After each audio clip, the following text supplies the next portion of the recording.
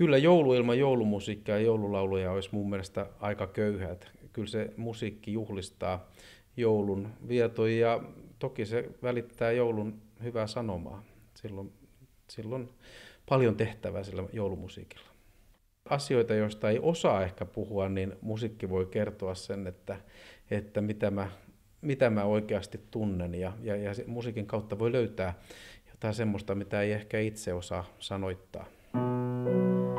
Sydämessäni on taivas, jolle syttyy joulun tähdet, ja ne kuiskaamme kanssas, kun sä jälleen matkaan lähdet. Laulu kaikuu lasten suulla, kyyneleet se silmään tuo.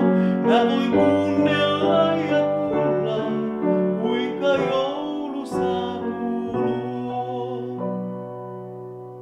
Mä voin kuunnella ja kuulla, kuinka joulu saapuu luo. Ja niin voit sinäkin, kun kuuntelet jouluradiota.